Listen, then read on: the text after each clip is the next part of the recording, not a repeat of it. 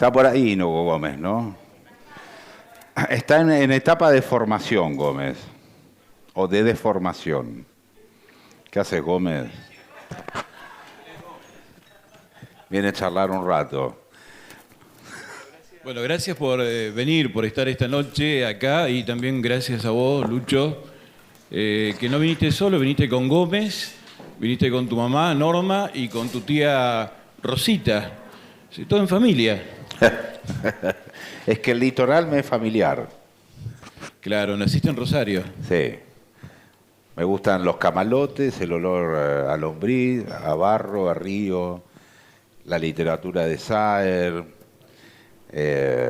la poesía o la música de Faderborn, todo lo que tiene que ver con con una cosa que nosotros tenemos los que nacimos en el litoral, que es hasta cierta relación con el jején. Establecemos una relación con los jejenes que el resto de las personas que viven en distintos lugares no saben de qué se trata. Tengo unos amigos porteños que le dicen Jiménez en vez de jejenes. O sea, todo eso para mí conforma un ámbito cultural en el cual se habla, que sería ese color y ese olor que tiene el río, ¿no? Claro. Bueno, los jejenes, todo un tratado sobre los jejenes se podría escribir.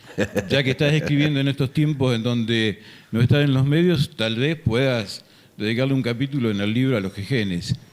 Pero, como decía Cecilia, vos junto con otros comunicadores han sido referentes en una etapa muy importante de nuestro país, en donde empezó a discutirse, entre otras cosas, desde dónde hablaban los medios y desde dónde editorializaban.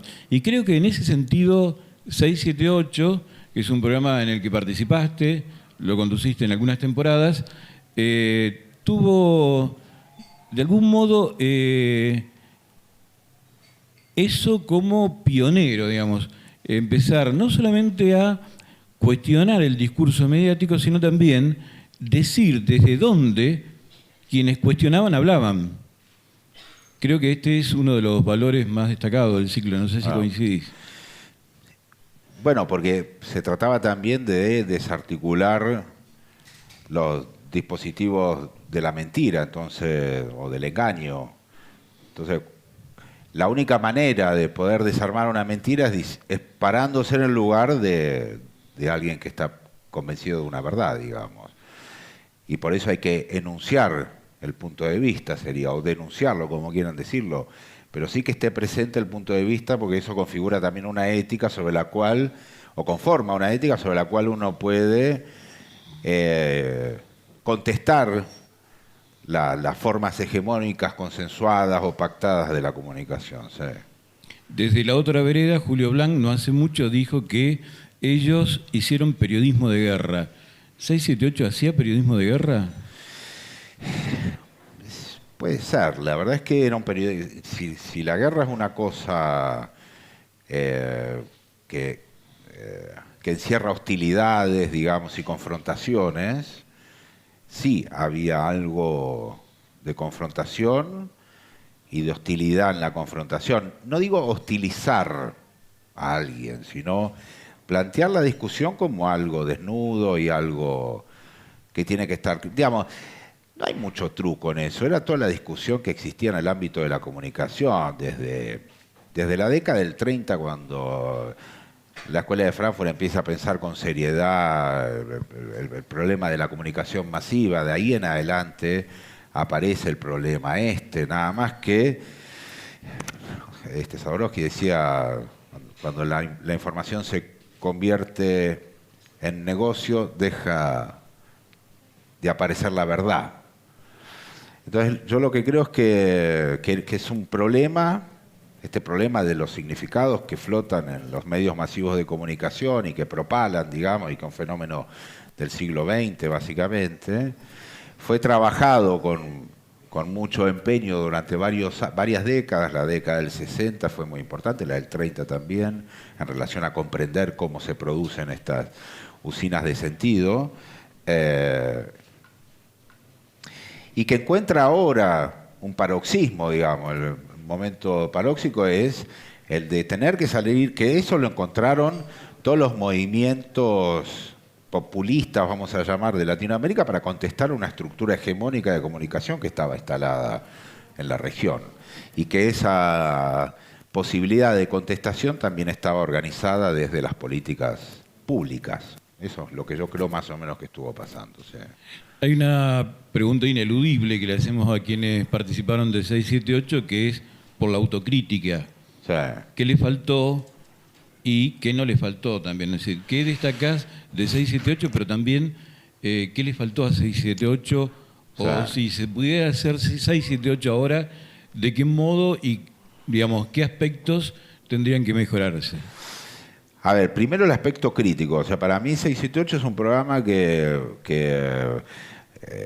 logró interpretar algo o poner en palabras, como quieran decir, algo que estaba ocurriendo. Por eso digo, no es una invención, como podría haber sido la invención de Benjamin respecto del cine, sino que es el descubrimiento, es la puesta en funcionamiento de ese descubrimiento de todos los mecanismos que articulan sentido, digamos, y cómo había un poder hegemónico, etcétera, etcétera. Y eso tiene un gran agradecimiento que se fue viendo de una manera muy, muy interesante, porque al principio el programa no lo veía nadie, ¿viste? En 2009, yo me acuerdo que llegábamos al canal y estaba lleno de goteras por todos lados, había baldes en el estudio recogiendo goteras, y empezó a tener un funcionamiento cada vez más masivo, no por nosotros, sino por lo que evidentemente el público leía de lo que estaba ocurriendo en ese momento.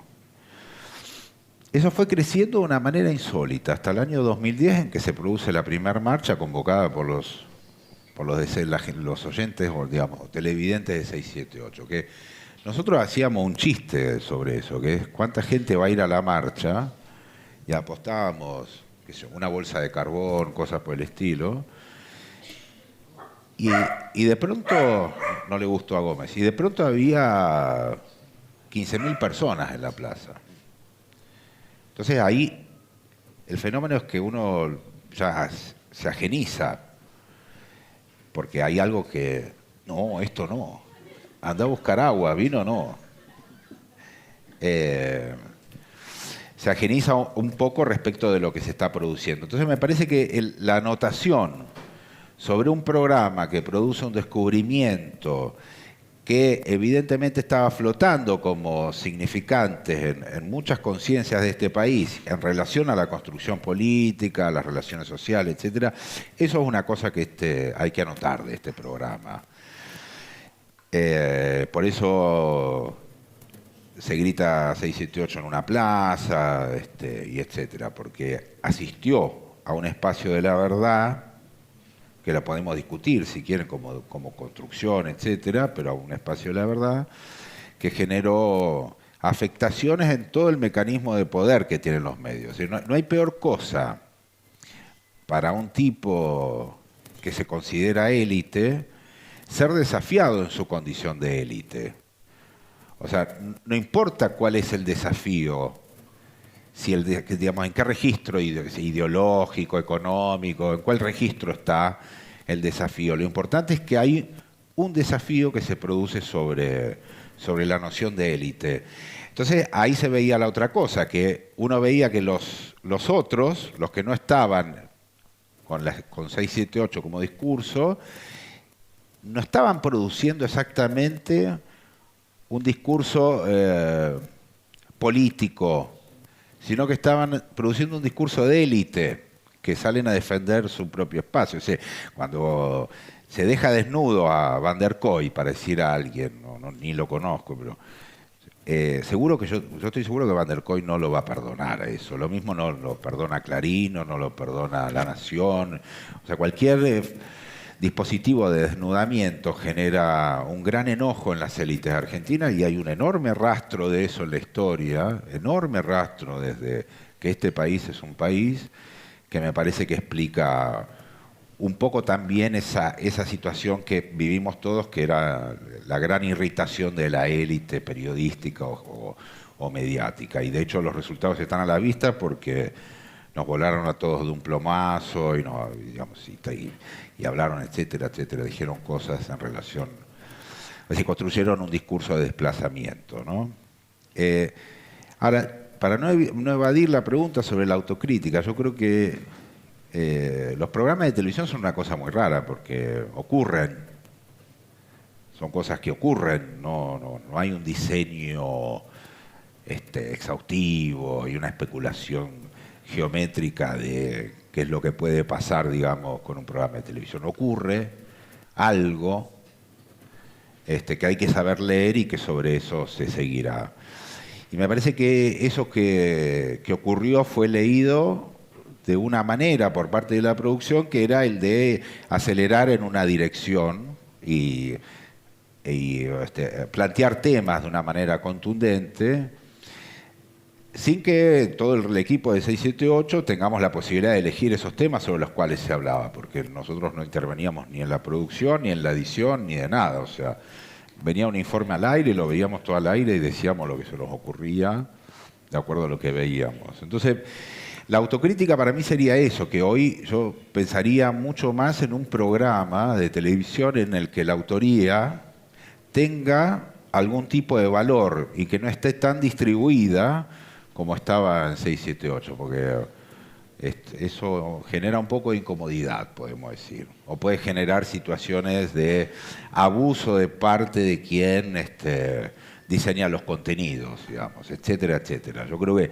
sería la única autocrítica, porque por supuesto con una autocrítica que lleva también a pensar la consistencia del mensaje, o sea, una cosa hermética, digamos, del mensaje que se transmitió de 678, que yo finalmente me di cuenta que la gente que venía a ver 678 era solamente la que quería escuchar lo que ya tenía pensado, o sea, no venía a escuchar algo nuevo, sino que venía a escuchar, a ratificar sería, no a entregarse el pensamiento o a la deliberación, digamos, o a la duda, etcétera, sino que iban a buscar una convicción. Y eso también me parece que fue un aporte. No solamente fue en algún sentido algo erróneo, sino que también constituyó un aporte que hizo el programa, ¿no? ¿Te parece que a partir de 678 los medios hegemónicos se tornaron más militantes? Sí, claro. Sí. Y abandonaron esa postura sí. aséptica o independiente, que este es también un logro. Le ganamos en eso. Claro. En la disputa cultural le ganamos. Sí, sí. Hoy por hoy, Longobardi por supuesto que nos gana, tiene la mitad de la audiencia de la radio en Buenos Aires y con Urbano. Y los obreros escuchan a Longobardi mientras pintan una pared por 10 pesos. Y es una escena que deberíamos también pensar desde la comunicación. Pero que es evidente que esa persona quedó por fuera del lugar espadol, digamos, del periodismo, desbacterizado y qué sé yo, eso también se terminó. Por lo tanto, es una operación muy complicada porque es lo mismo lo que decía antes respecto de la noción de élite. El desplazamiento, el desnudamiento de esa noción de élite es lo que está generando eso, o sea, que el tipo acentúe la noción de élite bajo cualquier costo ideológico, o sea, pueden decir cualquier cosa bajo la noción de élite, o sea, pueden decir cualquier mentira, cualquier denuncia, una puteada, un chiste desagradable, cualquier cosa en realidad, no importa mucho eso, todo va hacia el molino de digamos, del realzar o el de revalorizar la noción de élite. ¿Brindamos por 678? Sí, por favor. Como experiencia. Sí. ¿Sí? Me parece muy bien. Salud.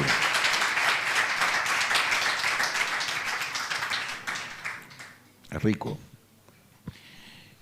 En tus recorridos también participaste de programas radiales y participaste en un programa de Jorge Lanata, en la Rock and Pop. Sí. Todos cometemos errores, digamos. Que yo era muy joven. ¿Qué me querés preguntar con eso? Sí, sí. Hace poco Eduardo Aliberti, en una entrevista que le hacen en un medio, en la agencia Paco Urondo, hablando precisamente de Lanata, dice que ya tendría que verse esto como algo que técnicamente, profesionalmente ya no es periodismo, sino que es otra cosa. Digamos que la crítica tendría que pasar también por eso, ¿no? O sea, está muy bien que cada medio y cada periodista tiene su línea editorial, pero hay, y vos lo sabés porque estudiaste además en Rosario, hay ciertas cuestiones formativas que además se tienen que cumplir cuando uno ejerce el periodismo. Es una crónica, una nota de opinión, una noticia, tienen sus distintos lugares y sus distintas maneras de ser construidas. Pero cuando ya no es la noticia, ya no es la crónica, ya no es la opinión, sino que es el insulto o son esas operaciones mentirosas respecto de cosas que se dicen, de hechos que luego la misma realidad desmiente, estaríamos hablando de algo que no es periodismo técnicamente. No, no es periodismo. Es decir, hay una degradación, yo creo que nunca vista, quizás en la historia del periodismo, de la valorización de la información y la importancia de la verdad. Eso está perdido no solamente en Argentina, es un fenómeno mundial, digamos.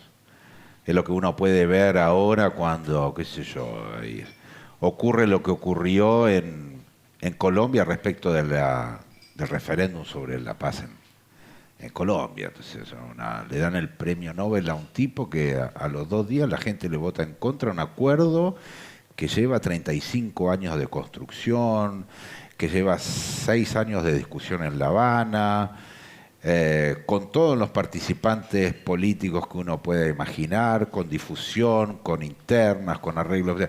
Bueno, todo eso fue desarmado por un aparato de producción de sentido. Como podríamos decir que lo mismo ocurrió en Brasil, lo mismo ocurrió en Paraguay, lo mismo ocurrió con Evo Morales cuando le plantan un hijo que nunca fue hijo y que, bueno, toda esta cuestión de la gran operación sobre el sentido que hay de parte de empresas, porque ya no son más medios. Un medio tiene una responsabilidad que es justamente la de mediar, digamos, la de estar en el medio del acontecimiento y el lector o el oyente, etcétera. Eso dejó de ser el paradigma sobre el cual se construye la comunicación. Y entonces pasa a ser ahora una intervención permanente. O sea, se empieza a concebir al medio como el productor del sentido y no como el mediador del sentido. Entonces, digamos, hay infinidad de ejemplos en esto. Está tratando de pensar en alguno bien claro. Yo porque estoy mortificado con lo que pasa en Brasil, no lo puedo entender. O sea, no, es muy difícil entender por qué el tipo que se encargó de desplazar uno de los movimientos sociales y políticos y económicos más importantes de los últimos 100 años en la historia de Brasil, lo agarran escapándose en el aeropuerto y lo meten en cana por ser un mentiroso y un estafador. De manera que yo creo que eso da la idea, lo del Brexit también es otra de los grandes ejemplos, da una idea de que hasta hay un conocimiento social de que el medio empezó a ser un operador, no alguien que te está contando lo que pasa, sino alguien que te está contando lo que quiere que pase o lo que quiere generar. Y me parece que en ese sentido uno pensaba que esto era también una noción de la academia o de la gente que leía libros sobre estos problemas, pero no, empezó a ser un fenómeno de todas las clases sociales, de esa forma de leer la comunicación. Cuando digo de todas las clases sociales, yo me animaría a pensar que es un fenómeno transversal, con el que se negocia de manera espuria el sentido. Ese sujeto social que participó masivamente del apoyo al juicio político, a la destitución de Dilma Rousseff, que está operando en contra de sus propios intereses con esa operación, es un sujeto engañado. Y ese engaño es una entrega, no es un engaño real. Es alguien que se entrega al engaño, lo concede. Dice, bueno, esto no se aguanta más, sería la frase. Entonces te concedo ser engañado. A mí me parece que eso es lo que está apareciendo ahora como fenómeno en el periodismo. O sea, una idea que está bien empaquetada para ser comprada y consumida, aunque el chocolate ese no tenga el gusto que yo creo que debe tener el chocolate, digamos. Pero lo como lo mismo. Dura poco, pero tiene una dinámica muy importante en los medios, en las usinas, digamos, O Globo, Clarín, Caracol, qué sé yo, todas las grandes cadenas tienen esa dinámica.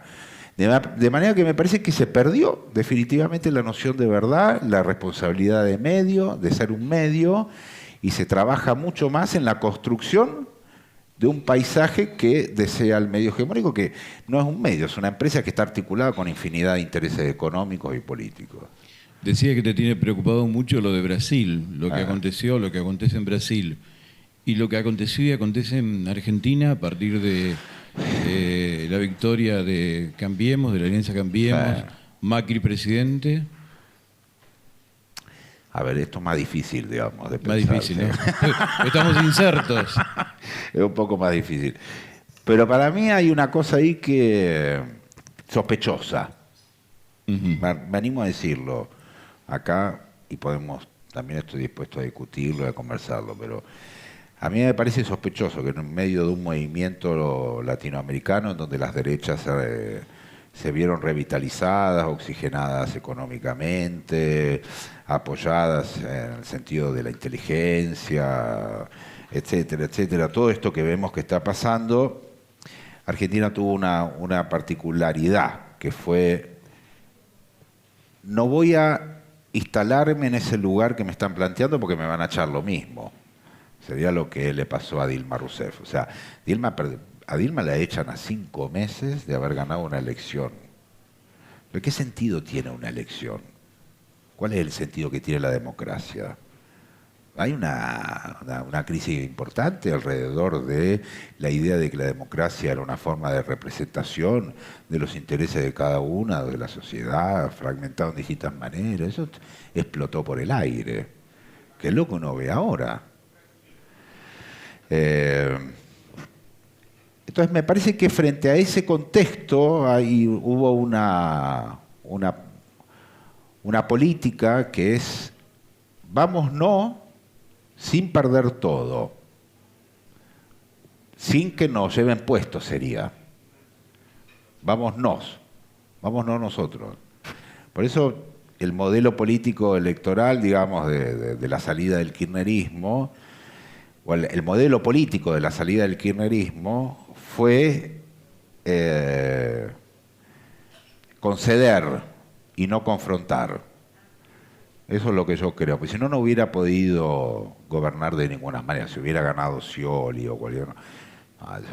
es un Dilma Rousseff automáticamente, porque había una inercia generada ya por las derechas y las alianzas entre los empresarios y las empresas mediáticas y qué sé yo, que generaba ese panorama. Eso es, me parece, lo que hizo Argentina, que fue lo que hizo Cristina particularmente, que fue, yo te diría, dejar ganar por poco. Si no, la estrategia de campaña no se entiende. Si uno desglosa la estrategia de campaña del kirchnerismo, está plagada de... Es como minar tu propia casa, digamos. O sea, era un living minado de temas que yo creo que les convenía al kirchnerismo que hoy estos tipos tengan el poder y choquen el auto, como está pasando, creo, ¿no? Y que se desmantele el dispositivo de engaño.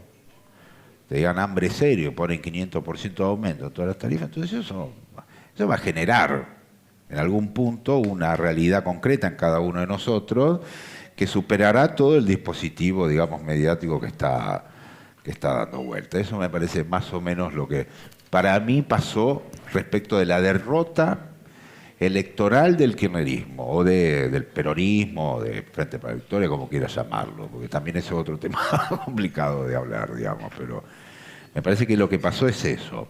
El análisis tuyo parte de lo superestructural y de estrategias.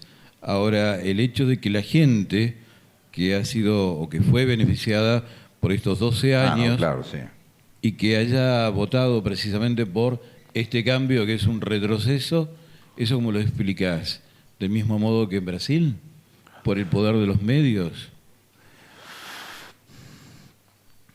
Sí, pero el poder de los medios no solamente visto como hastío,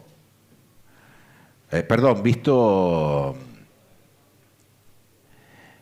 como mensaje único, sino el poder de los medios. Pues no, se me cruzó un tren, que es una frase que leía de campaña, creo que de la provincia de Santa Fe y del socialismo, que decía, por un país normal. Era de acá, era de acá. Era de acá, ¿no? Ok.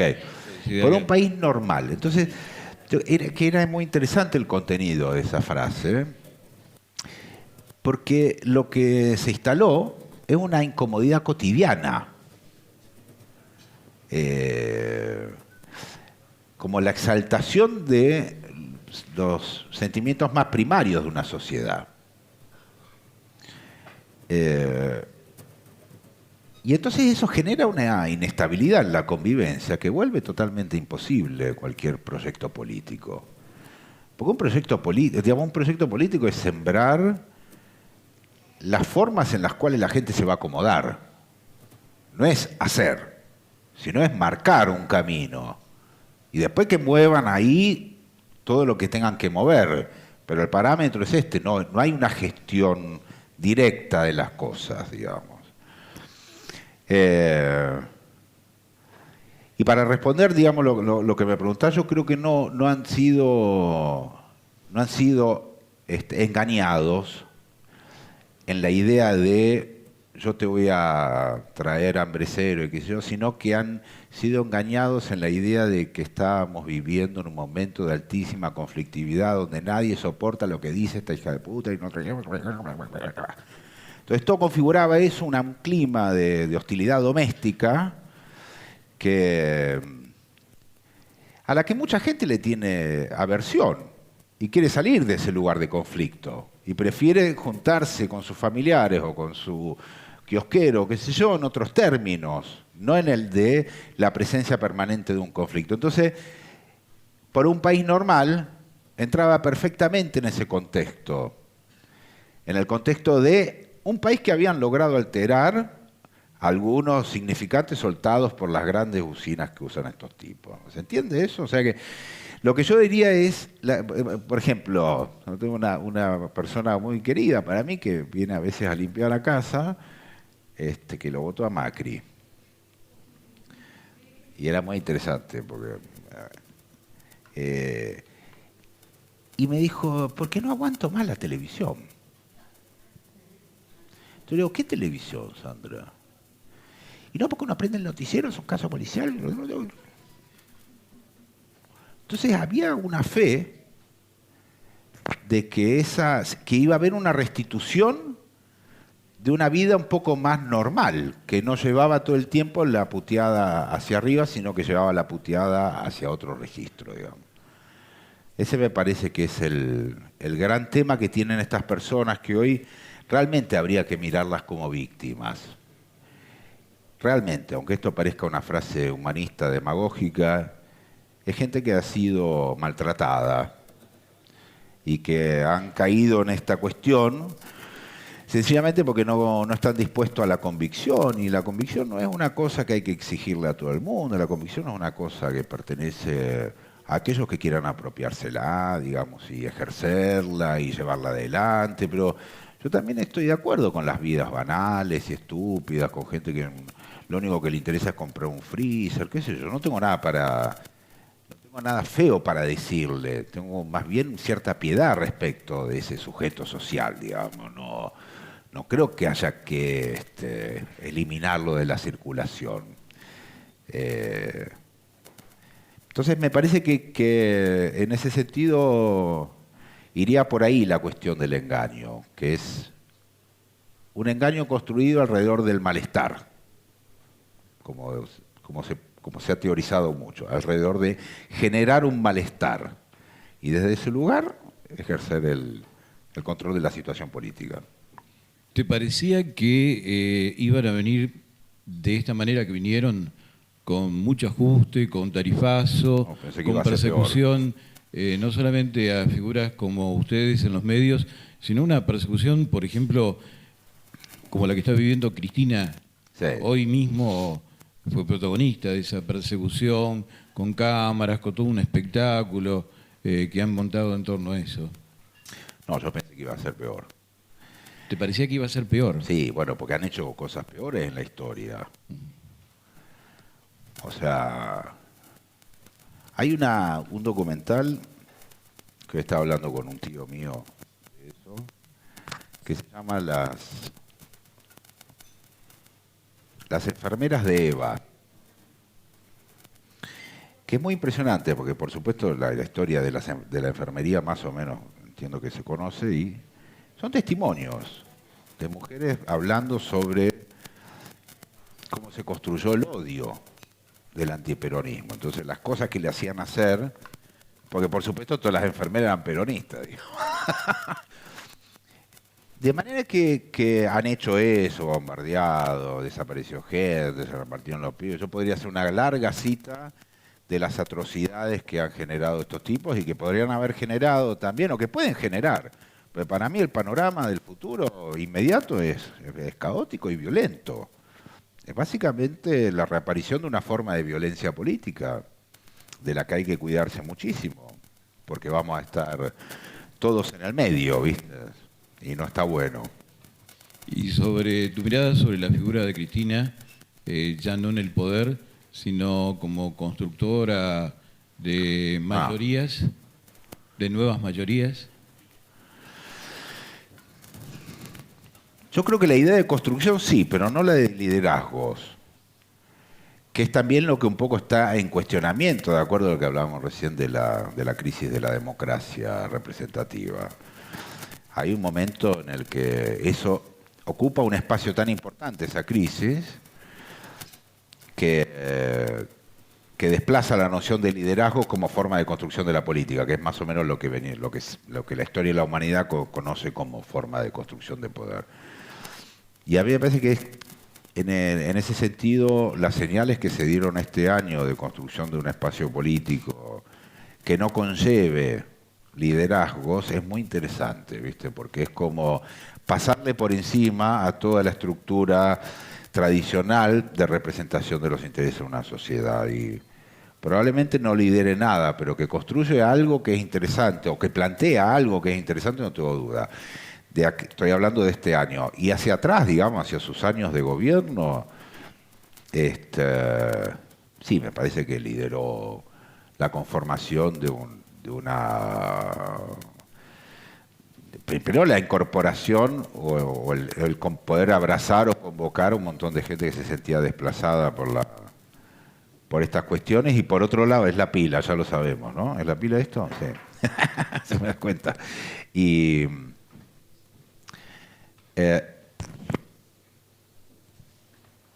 aprovechamos para servirte un poquito más. Dale.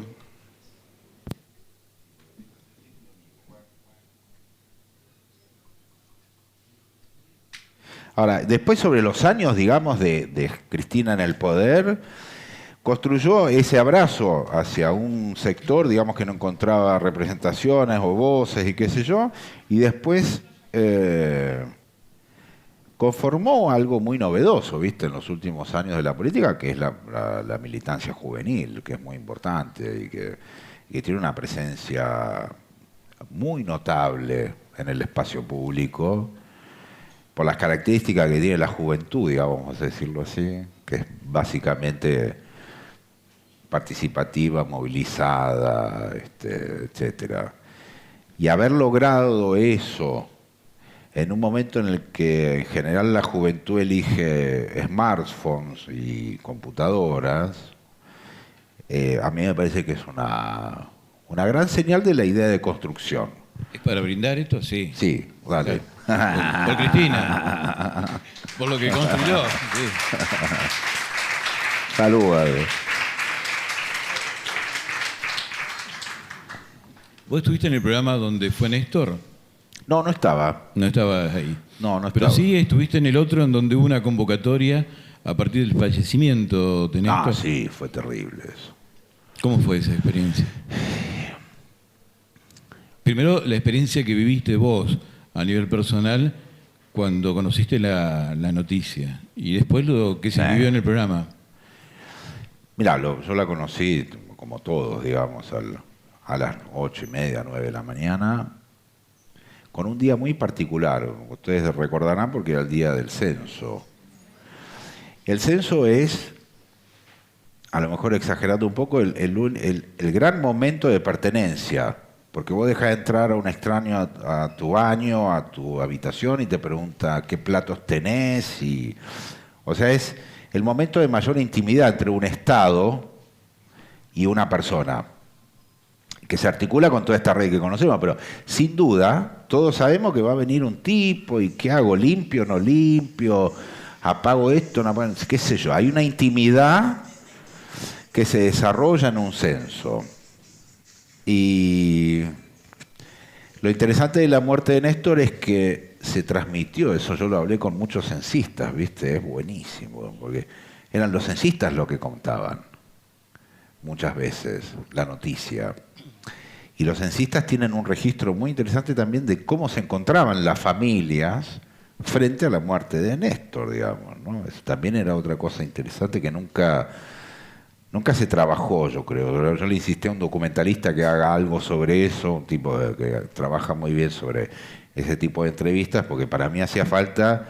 Pero tengo el relato ese, de que entraba el censista y encontraba a la familia llorando frente al televisor, etcétera, todo.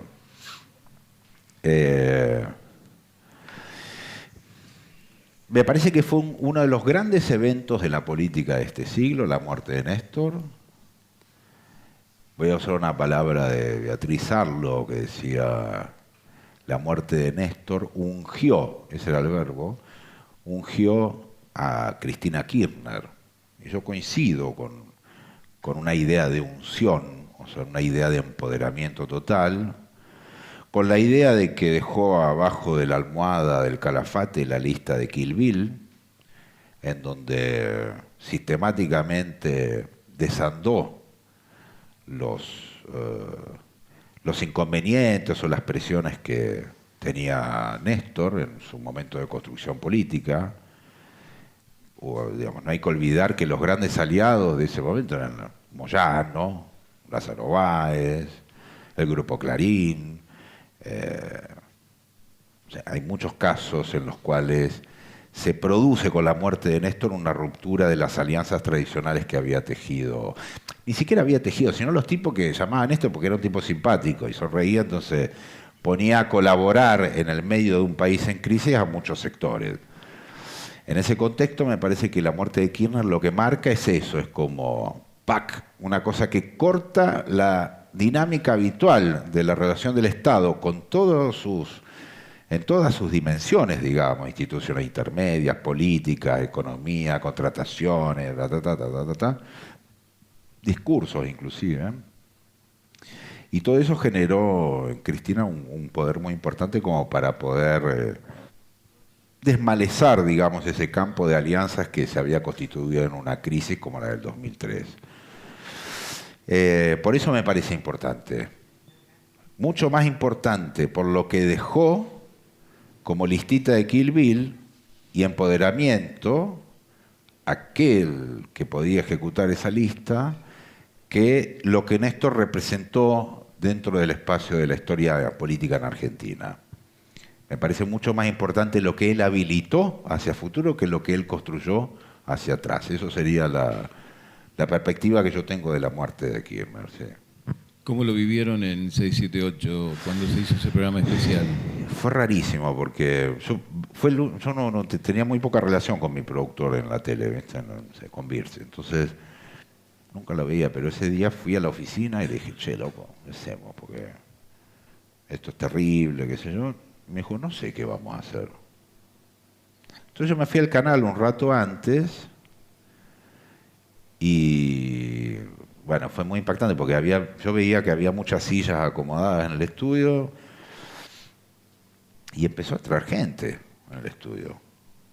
Yo no sé cómo, o sea, sé que la producción había convocado a algunos, pero después una bola interna que entre ellos se fueron viniendo, ¿viste? Entonces, qué sé yo, Leo Baraglia, por ejemplo, vive cerca del canal y vio y se venía, otro vivía cerca, una cosa así.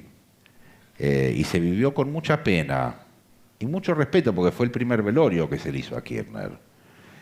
Kirchner llega, su cuerpo en realidad llega al día siguiente a la noche. Entonces había pasado todo un día, o sea, había pasado un día con la noticia, pero nadie había puesto públicamente nada sobre el tema a conversar. Y ahí 678 tuvo esa participación que para mí fue muy impactante. Mi recuerdo personal es que me da un poco de pudor decirlo, pero hice un ataque de pánico en el momento en el que empecé a ver que yo venía Horacio González, la Tana Rinaldi, no sé, toda una gente que yo le tengo mucho respeto y mucho aprecio y los veía entrar compungidos y mal y que yo no sabía muy bien qué hacer con cómo distribuir la palabra, qué miércoles iba a hacer ahí. No tenía, mi laburo estaba desplazado, digamos. Y después me fui a la plaza. Me encontré con Milagro Salas, estaba en la plaza con su marido, me fui con Sandra, con Barragán, no sé, todo. Nosotros somos amigotes, ¿viste? Nos respetamos y nos queremos. No somos amigos así, muy amigos con todos, pero dentro del grupo de 678 hay muy buena relación y siempre muy buenas discusiones, ¿viste? Eso tiene su valor. Así que me parece que lo de Néstor estaba en ese contexto. Brindamos también por las marcas que dejó Néstor y la nombraste a Milagro Sala. Seguimos pidiendo por la libertad de Milagro Sala.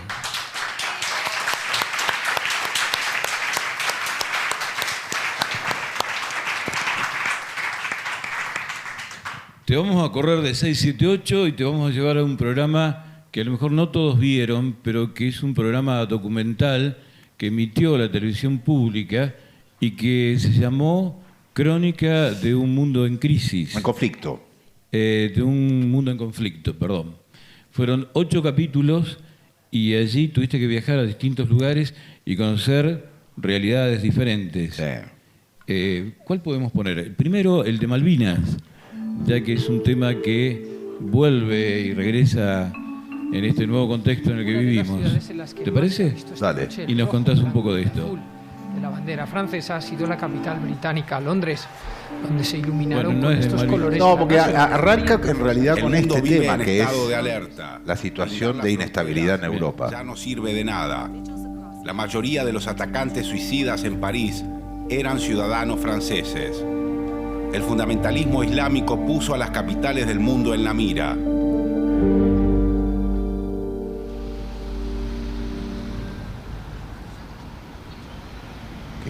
En 1916, el Reino Unido dibujó el mapa de Medio Oriente. Delineó la frontera entre Siria e Irak, límite que hoy borró el ISIS al instaurar allí el califato. La Primera Guerra Mundial marcó el fin del reinado del Imperio Británico que entregó su corona a Estados Unidos. Atrás quedaron sus colonias. La máxima potencia colonial del siglo XIX está involucrada en 10 de los 17 casos de descolonización que aún quedan por resolver en el mundo. Anguila, Isla Bermuda, Islas Caimán, Islas Turcas y Caico, Islas Vírgenes Británicas, Montserrat, Santa Elena, Pitcairn, Gibraltar y Malvinas. El Comité de Descolonización de las Naciones Unidas reconoce una disputa de soberanía entre Argentina y el Reino Unido y llama a las partes a negociar. Argentina está dispuesta al diálogo y cuenta con el apoyo de América Latina, los 54 países de África, la OEA y el grupo de los 77 más China. ¿Cuál es la explicación geográfica, política? Bajamos el sonido para que sigan las imágenes, ¿sí? Para que precisamente Lucho nos cuente todo lo que vivió como periodista, como persona, en esa experiencia en donde le tocó entrevistar incluso a combatientes ingleses, ¿no? Hay un episodio en donde hay dos combatientes, uno británico y otro argentino, que se encuentran y cada uno cuenta desde su lugar. Y además has entrevistado también a gente que estaba mediando en el conflicto, en un contexto distinto, ¿no?, al que estamos viviendo ahora respecto de este tema de Malvinas. ¿Cómo? Perdón, no te escuché esa. En un contexto distinto al que estamos viviendo ahora, porque ahora está Malcorra y no era la canciller en aquel momento, y había la posibilidad de seguir tratando de mediar para que las Malvinas puedan otra vez volver a casa, ¿no?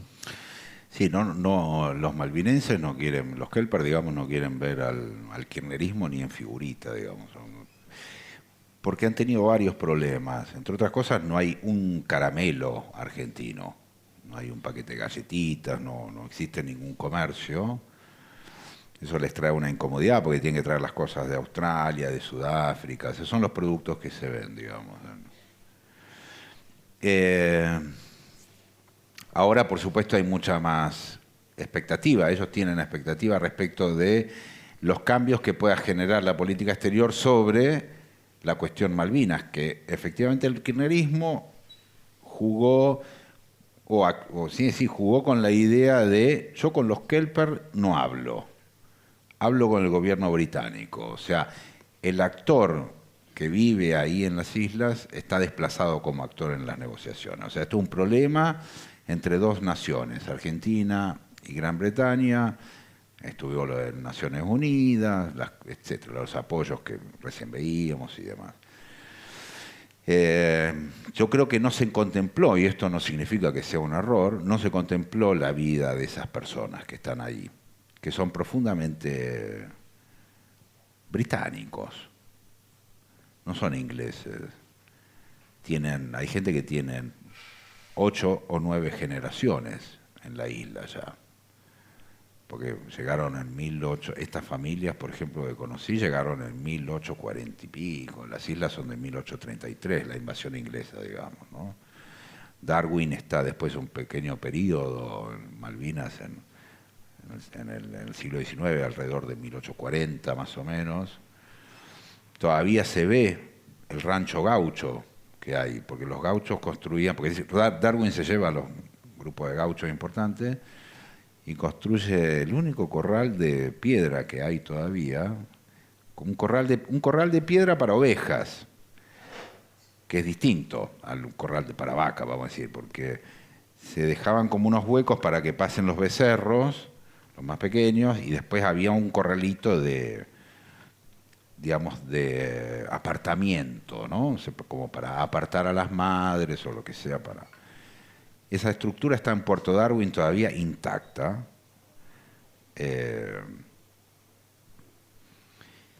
Aún así, digamos, pensando que eso era una pertenencia, yo creo que no hay muchas formas de pensar el diálogo con esta gente, eso es así. Me cuesta mucho decirlo. Digamos, no, es muy difícil hablar con personas que están dispuestas a hablar de todo, pero que frente al problema de la soberanía, ¡puc!, bajan una persiana, se dan vuelta y se van. Hablé con muchísimos isleños porque en Malvinas no hay forma de quedarse menos de una semana, hay un vuelo semanal, entonces sí o sí hay que estar una semana.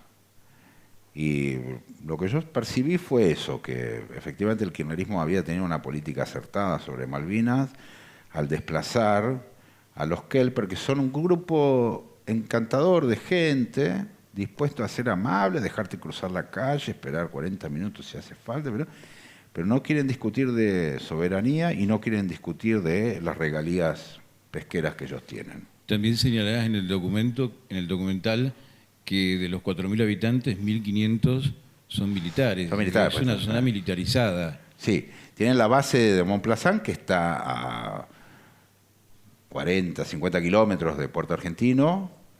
Son entre 1.500 y 2.500 milicos ingleses, que los ingleses tienen una carrera militar profesional, digamos, como muchos ejércitos en el mundo, y todos tienen 4 meses de rotación en la isla, sí o sí, en la carrera militar.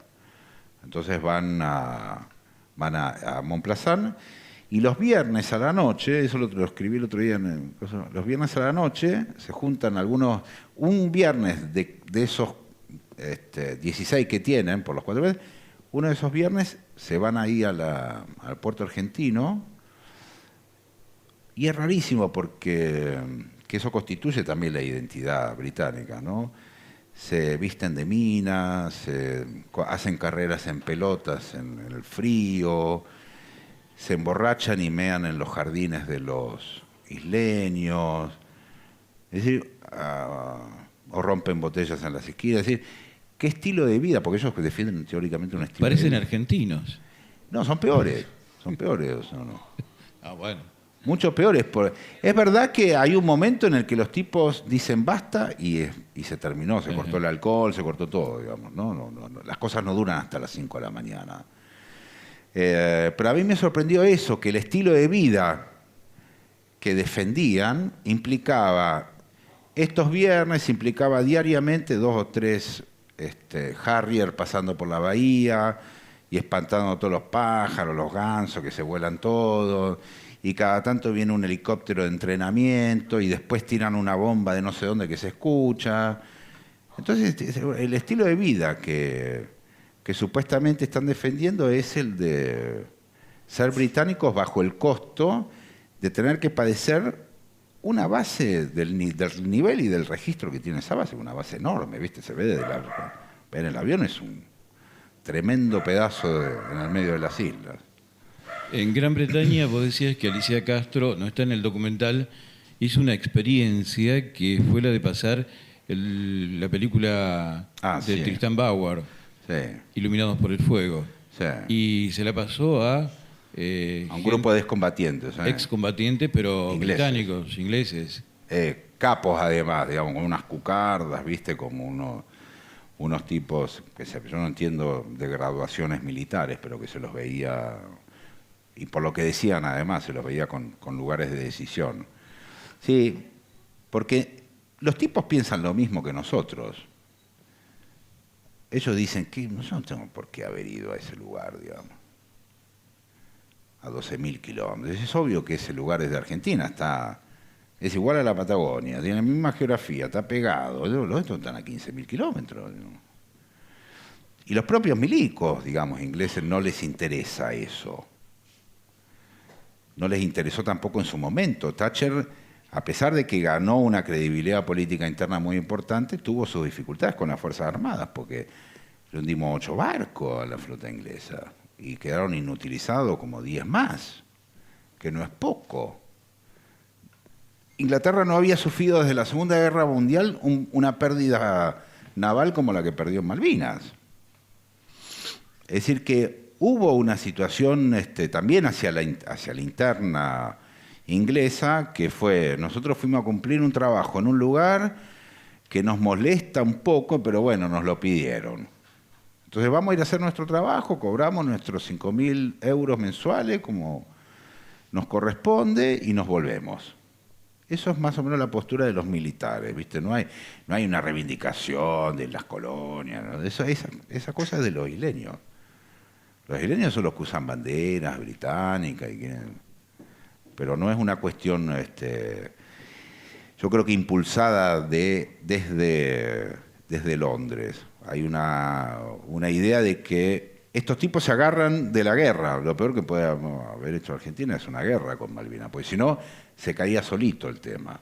Ya habían muchos, de hecho tuve acceso a esos documentos del Foreign Office con Argentina y con el Departamento de Estado norteamericano, en donde ya había negociaciones avanzadas, inclusive con Reagan, que venía con ese planteo para decir, bueno, resuelvan los problemas de las colonias extraterritoriales, porque si no vamos a tener guerritas por todos lados. Ya venían de los problemas de Corea del Sur, de todo lo que pasaba en Asia Menor, entonces estaba esa idea respecto de Argentina. Ahora, en el medio cayó esta cuestión de la invasión de los militares y produjo esto, ¿no? Pasamos a otro capítulo que es el de Estados Unidos, porque es un capítulo muy, muy fuerte, muy intenso, sobre todo respecto de la violencia institucional, no la llaman así, pero es la violencia de los policías hacia un sector de la sociedad.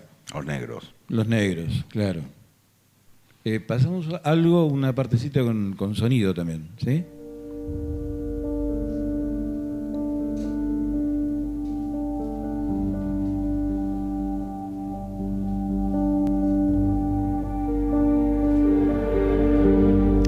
Al comienzo, lo de Luther King.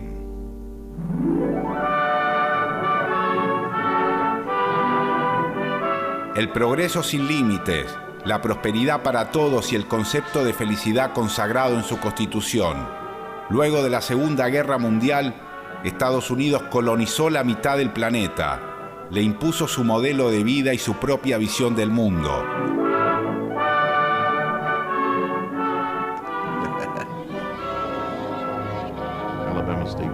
En Estados Unidos el poder hablaba de integración y desarrollo de las minorías postergadas, y mucho más desde que un negro es presidente.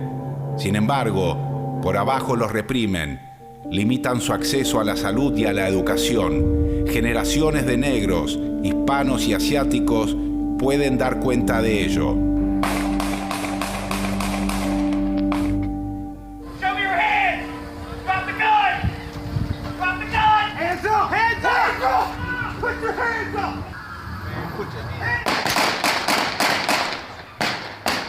Es impresionante.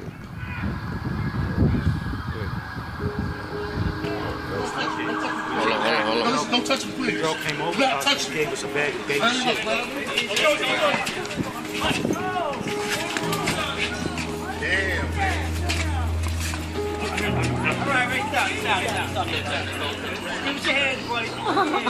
Put your hand behind your back. I can't breathe. I can't breathe. I can't breathe. I can't breathe. Bueno, bajamos el sonido, prendemos un poco las luces. En el documental hablas de una Baltimore que está dividida entre barrios de negros y blancos, con realidades diferentes en donde también la policía actúa de modos distintos. No agrede a los blancos del mismo modo que vemos en estas imágenes. No, sobre todo Baltimore es... Te impresionó eso, ¿no? Sí, es brutal. No, es brutal porque es la gente la que opera, no es solamente la policía. Por ejemplo, en Baltimore uno se cruza de calle y querés comprarte una casa acá, no te enojes, una casa acá a la vuelta, que resulta ser que un barrio, no sé, blanco y vos sos negro, y la propia gente del barrio sale con bate de béisbol, rompen los vidrios y te agarran yendo a las compras y te pegan. Baltimore fue siempre el centro de esa conflictividad porque es la primer ciudad libertada, digamos, por los negros. Está pegada a Washington y después de la guerra y el cruce del Potomac y toda esta cuestión, toda la inmigración del sur encontró en Baltimore la noción libertaria, ¿viste? Es una ciudad que tiene esas características como de negros que han logrado incorporarse finalmente a la nación norteamericana. Ahora hay una cosa sobre eso, digamos, en general la violencia institucional por supuesto que me preocupa, pero no es muy distinto a lo que ocurre acá, digamos, no. Podemos ver matices. Por ejemplo, los policías norteamericanos tabican piernas y brazos atrás, los levantan y les pegan la cabeza contra el piso.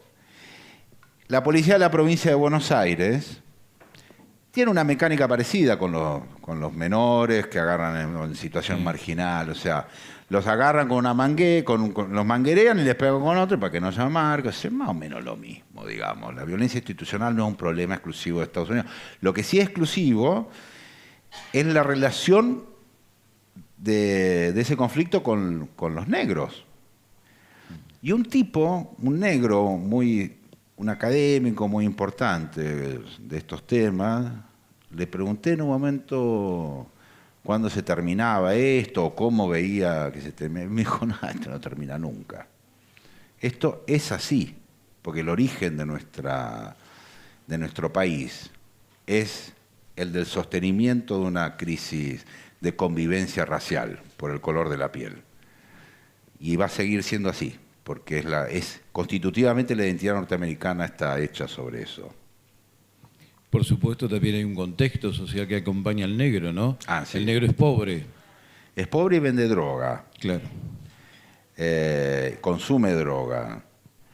Hay una cosa espantosa, así en Baltimore, qué sé yo, la dimensión de la humanidad que da la dimensión de la condición humana, mejor dicho, que da a veces estas cosas de los viajes, es muy impactante. Pues hay un lugar, 2 cuadras en Baltimore, donde están los negros más marginales y vendiendo todo tipo de drogas. Entonces veo Ferrari, Mercedes-Benz que vienen de Washington y que compran ahí $8.000 de cocaína, qué sé yo, todas las cosas que... Uno puede imaginarse el consumo de las clases ricas norteamericanas, porque de hecho Estados Unidos consume el 80% de la cocaína que se produce en el mundo, se la jalan los norteamericanos, el 80%. No es menor eso dentro de la dinámica de poder.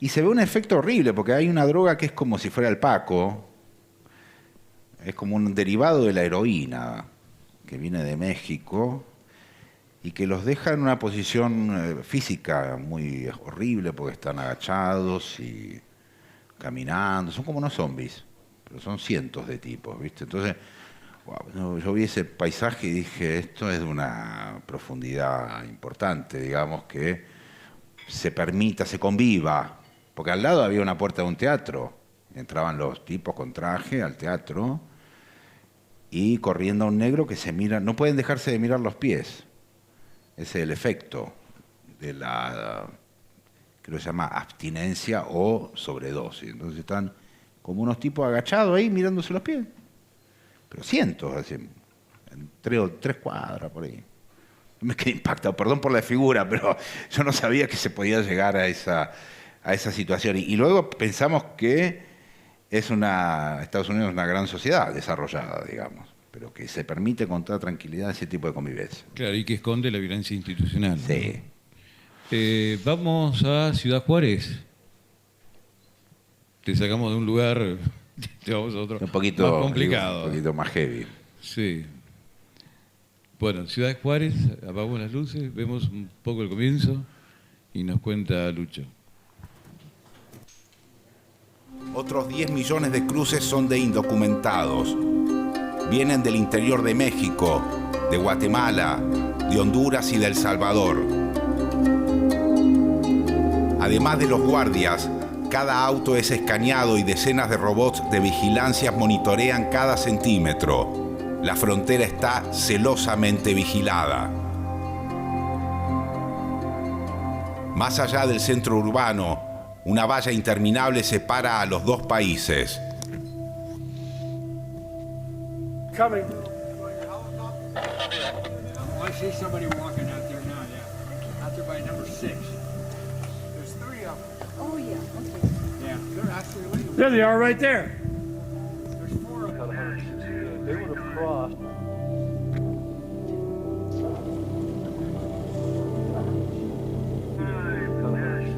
They would have crossed out going up.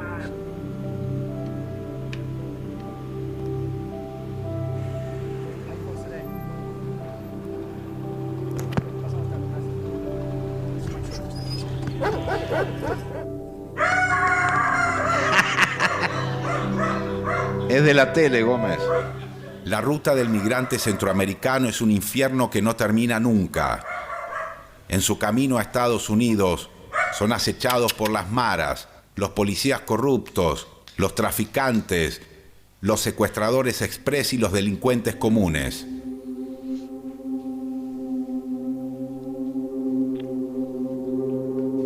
On the Mexican side, targets and agents on the U.S. with its advocates claim the suspected smugglers and rock throwers are not the only. Say this may just be a symptom of a much bigger problem. Si logró evitar la muerte en el trayecto de ida, nada le asegura que en Estados Unidos le irá mejor. Es común que un sin papeles trabaje, desarrolle una vida familiar y hasta tenga hijos norteamericanos, pero aún luego de décadas de vivir en Estados Unidos, Nada lo salvará de la deportación si lo encuentra la migra, la patrulla fronteriza. Bueno, aquí también lo mencionás a Donald Trump con su proyecto de construir una gran muralla, ¿no? Y que la paguen ellos, dijo. Claro. O sea, es muy interesante lo de Donald Trump, porque dice, yo voy a construir un muro que van a pagar los mexicanos. Tienen un problema, por supuesto, porque tienen una frontera muy lábil y muy larga, pero el problema no es la migración de personas. El problema es el enorme caudal de droga que circula y el enorme caudal de violencia que hay a partir de las drogas que circulan en la frontera. El otro día me dio mucha gracia porque no tienen límite en la cuestión de la creación para el tráfico. Hay infinidad de técnicas, ¿no? La de Chapo Guzmán eran los túneles, después estuvo el Rey de los Cielos que iba por aire, o sea, hay distintas técnicas. Pero el otro día agarraron la Border Patrol, que vi en la foto, era como una especie de jeep que tenía un cañón de eso de PVC, con un compresor, como los compresores que uno ve en la gomería, digamos, ese tipo de cosas. Y con esos pasaban las bolsas de marca por arriba de la valla, digamos. Es decir, que es una cosa absolutamente incontrolable por la dimensión que tiene y el tamaño que tiene. Y la violencia que hay en México es una cosa brutal. Y la noción de afiliación que tienen las fuerzas de seguridad con el delito.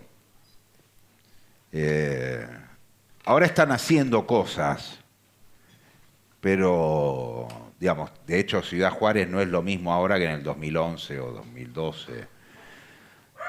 Se fueron ya a esa ciudad 400.000 personas que huyeron, digamos, de la cuestión de la violencia, porque hay muchos secuestros, hay toda una cosa de apología del delito, sería la palabra, que se siente mucho eso.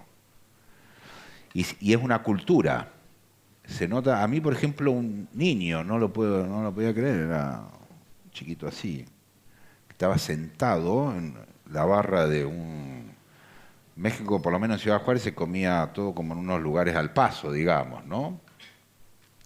Y el nenito, que habrá tenido 4 años, apenas sabía hablar, me dijo, muere güero, y me hacían como que me mataba, ¿no? Entonces, ahí me di cuenta que efectivamente había una cultura, digamos, respecto del delito, no era un problema que había aparecido con un mafioso, 2 mafiosos, ¿no?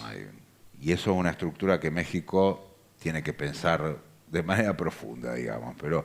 Es una ciudad horrible, Ciudad Juárez, es un desierto espantoso. Los norteamericanos, lo que nosotros conocemos como el Río Bravo, que siempre se fue reconocido como un gran límite, Gómez, que fue reconocido siempre como un gran límite, es un charco ahora, porque los norteamericanos, ese afluente, el afluente del Río Bravo viene de California, entonces le agarraron el afluente y al lado del Río Bravo construyeron un canal que se llama Canal Franklin y le sacaron el agua. El río Bravo hoy es un charquito y al lado está el Canal Franklin. Entonces pusieron la valla del otro lado. ¿Se entiende? Es una dinámica impúdica, digamos, que rompe cualquier forma hasta estética básica de cómo se hace política, ¿no? Creo que es ahí cuando mencionás que Ciudad Juárez es una ciudad sin Estado. Sí. Un Estado ausente. No, apenas decir yo soy la autoridad, corre un peligro, digamos. Claro.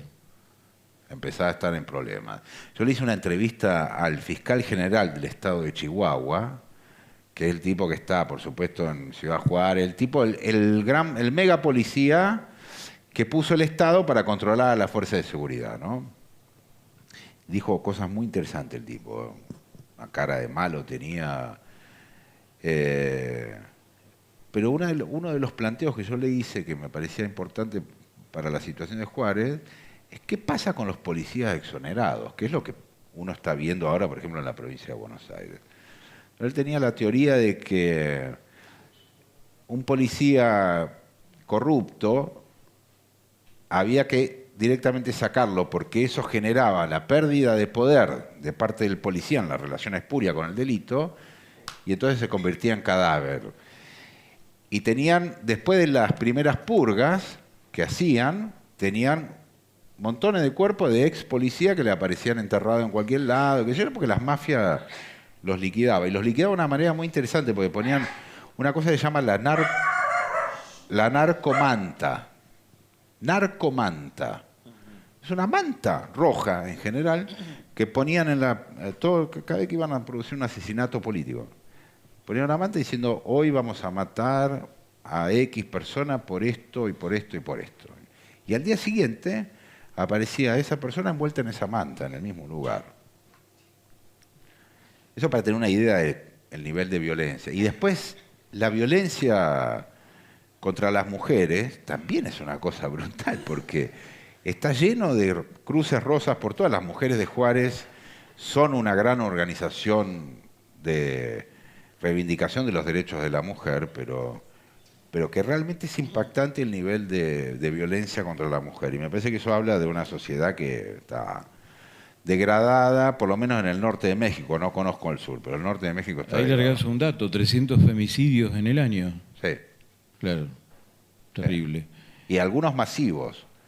O sea, por ejemplo, hay femicidios que no son pasionales todos, sino hay un tipo que tiene... La figura de homicidio pasional está... No, ya lo sé, pero, Sí. pero digamos, el femicidio pasional o el homicidio a una mujer vinculado a... Afectivamente, amorosamente. Sí, a una noción distorsionada del amor, qué sé yo, todo esto que conocemos.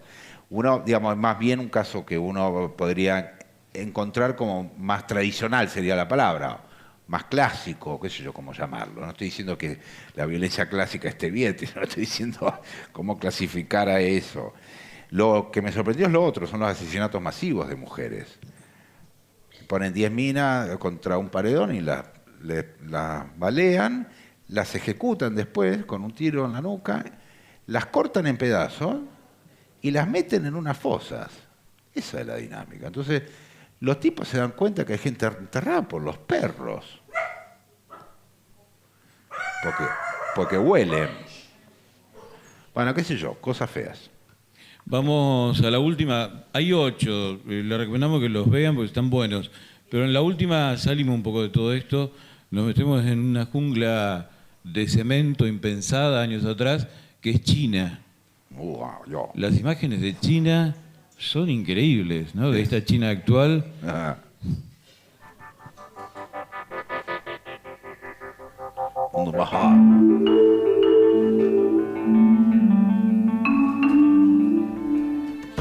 China es la nueva potencia económica del mundo. Ningún país creció tanto y en tan poco tiempo.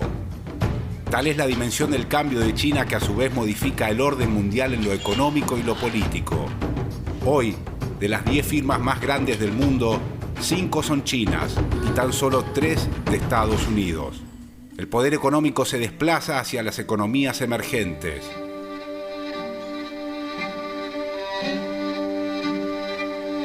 Esa es la ópera de Beijing.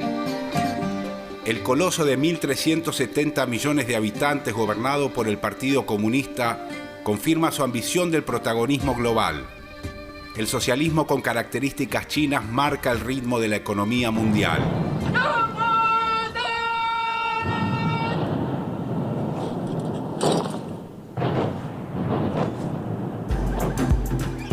El 3 de septiembre China recordó su triunfo ante Japón en la Segunda Guerra Mundial.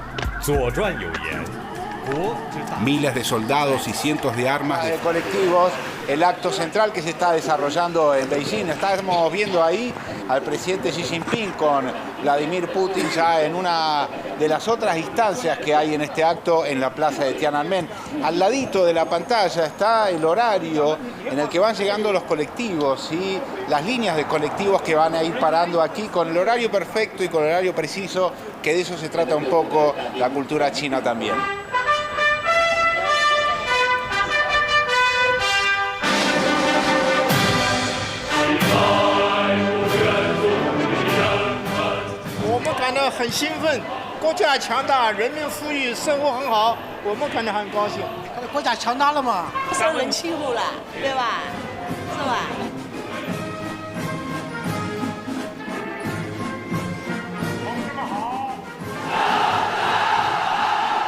同志们辛苦了！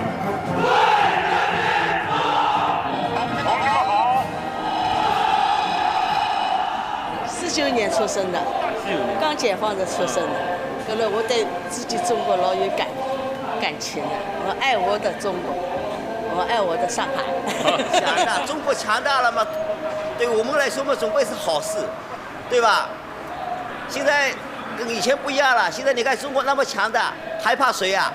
对不啦？这就是对我们来说，心理上一种很激动的感觉，对吧？现在慢慢强大起来嘛，是每年以前是好久一遍，就是不一样嘛，肯定也心情比较激动。Bueno, hay imágenes luego en donde mostrás los edificios monumentales que tiene China y largás un dato que es increíble, que el consumo de cemento para la construcción que hizo China en 3 años es mayor que el que hizo Estados Unidos en todo el siglo pasado. Bueno, porque tuvieron una migración de 600 millones de personas que pasaron de la ciudad al campo. 600 millones. Del campo a la ciudad, perdón. Del campo a la ciudad. Que en realidad la reforma de Deng empezó también en el campo, en la década del 80. Pero sí, es un país rarísimo, China. Esos son realmente distintos. Tienen, bueno, es una cultura primero con un anclaje filosófico y temporal muy distinto al de Occidente. Eso llama mucho la atención de entrada, porque no hay tiempos verbales, por ejemplo. No existe el tiempo verbal, existe el verbo nada más. O sea, el lenguaje es un problema gravísimo, muy difícil de... No se puede ni pedir comida, digamos, ¿no? Ni siquiera esto, o decir esto y no entienden. O sea, hay un problema grave, no hablan inglés, tienen feas costumbres sociales, escupen en todos lados. La ópera de Beijing, que ahí hay unas imágenes, es muy increíble porque la gente la comenta. O sea, las costumbres chinas, la vida cotidiana china es muy rara, muy choqueante. Porque yo nunca fui a un teatro donde se levante alguien y empiece a putear al actor y mientras tanto come algo y se toma una cerveza. Todo en el teatro, digamos. Y se tiran cohetes, entonces se putean entre unos y otros. Es una cosa muy rara, digamos. Realmente muy rara. Yo me acuerdo que Julio Boca me contó una vez que había ido a bailar a la ópera de Beijing y que tuvo que levantar la presentación. Porque un bailarín necesita estar concentrado para hacer lo suyo, digamos. Entonces, el tipo pegaba unos saltos, unas cabriolas, qué sé yo, y escuchaba... Teatro era un escándalo, digamos. Entonces, esa cuestión de... Hay dos cuestiones, que es que la vida cotidiana es muy distinta. El alimento es muy distinto. Imaginen que los chinos comen 4 o 5 kilos de carne por año por persona. Nosotros entre 60 y 80.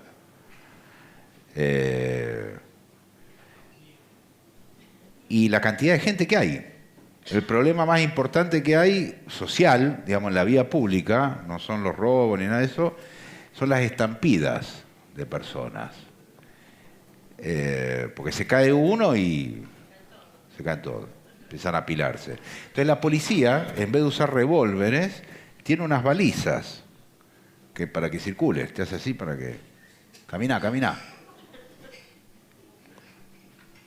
Para mí era todo como de una... Es una gran experiencia cultural, digamos, ver China, porque el seteo es totalmente distinto.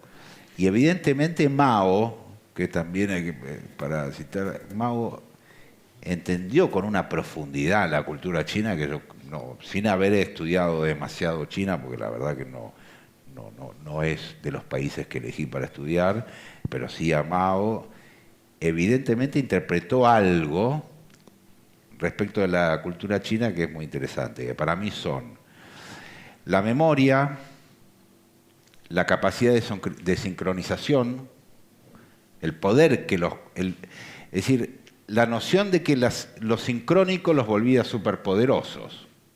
Mao decía, si todos saltáramos en el mismo segundo, haríamos temblar la tierra. Eso es una noción de poder que está en los chinos. Entonces hacen los aviones más grandes, los trenes más grandes, los autos más grandes, todo grande y coordinado.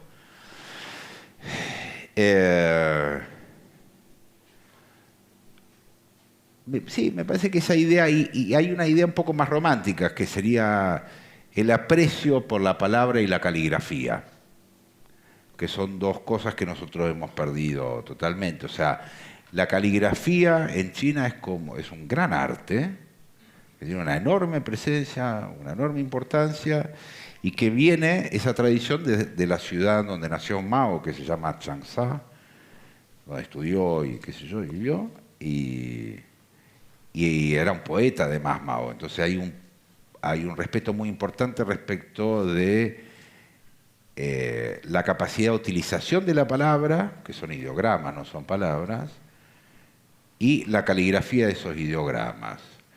Vulgarmente se utilizan entre 200 y 300 ideogramas, 250, pero la gente culta tiene hasta 1000 y pico, 1200, 1300 ideogramas para decir lo mismo que los otros.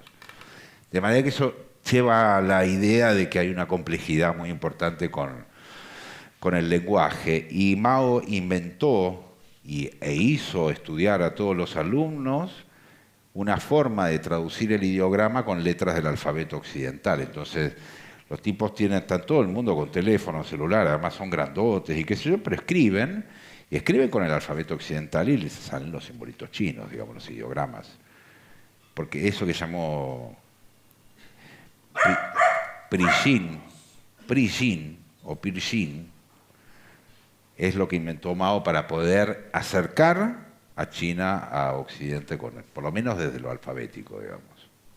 Recomendamos que los vean a los documentales, son 8, están todavía en el sitio de la televisión pública, tienen que poner Crónica de un mundo en conflicto y ahí aparece el menú, se despliega el menú con los 8 capítulos. Está en YouTube también. ¿No? Está en YouTube también, pero tal vez no con tanta calidad como en la página de la televisión. No, está mejor en la página de la televisión pública. Sí. Y lo que sobre esto estás escribiendo, un libro. Sí, pues, algo estás haciendo. Sí, a mí un libro. Algunos ideogramas ya estás escribiendo. Sí, tengo algo sobre eso. Sí, porque estuve en Ucrania también. Hay muchos lugares. Digamos, lo que vimos forma parte para mí de una parte del año pasado, digamos, que no tuvo la misma contundencia que los otros viajes. Por ejemplo, la guerra de Ucrania, la situación de los negros en el Mediterráneo, la guerra en Siria, las calamidades humanísticas que hay en ese lugar. Es una cosa... Había un campo de refugiados en Siria donde debe haber habido, qué sé yo, 5.000 niños, todos huérfanos. Y a mí me daba mucha ternura verlos cómo se ayudaban entre ellos. Eso es una cosa que no... qué sé yo me la llevo, no la voy a olvidar nunca. Porque evidentemente habla también de una condición humana que es medio inabarcable, digamos. Entonces yo le preguntaba a un niño, ¿y tus papás hacían esto? Un nene con 2 años podía hacer ese gesto. De manera que, y eso está muy en relación con lo que está pasando en Latinoamérica, porque la conflictividad de Medio Oriente, la desestabilización del norte de África, la desestabilización de Medio Oriente, todo lo que pasó en el siglo XXI sobre esa zona del mundo, está muy en relación a todo el giro político que está viendo ahora acá en Latinoamérica, ¿viste? O sea, vamos a buscar recursos naturales a otro lado, porque esto se pudrió todo, lo pudrimos todo para que no lo pueda disfrutar Europa. Y entonces Europa está sumergido en una crisis humanitaria, de convivencia, está lleno de negros dando vuelta por el Sena, entonces los franceses no se sienten bien, y no sé quién, y los ingleses y los alemanes, y empieza a aparecer la xenofobia, todo eso porque desestabilizaron el norte de África y Medio Oriente. Produjeron una migración en 2 años de 7 millones de personas a Europa, que encima están enojados. y son musulmanes. Entonces, me parece que evidentemente ahí hubo una gran maniobra de la geopolítica del siglo XXI que fue desarmar todos los consensos que habían podido construir en los últimos 50 años, digamos, en la posguerra, que esto incluye a Gaddafi, digamos, a todos los malos que conocemos que estaban ahí, inclusive los al-Assad,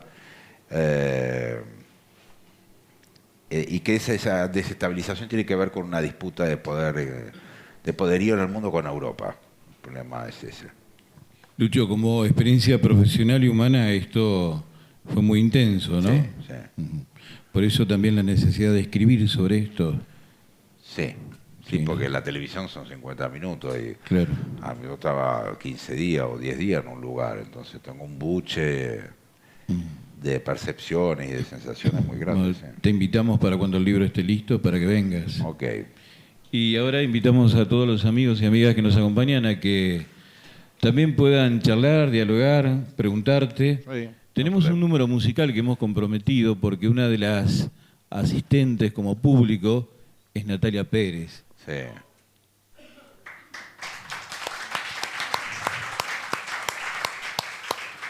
Te hablamos de ella, te dijimos que era excelente, así que le trajimos una guitarra y va a cantar después. Ok. Pero hacemos circular el micrófono, ¿te parece? Dale, ningún problema.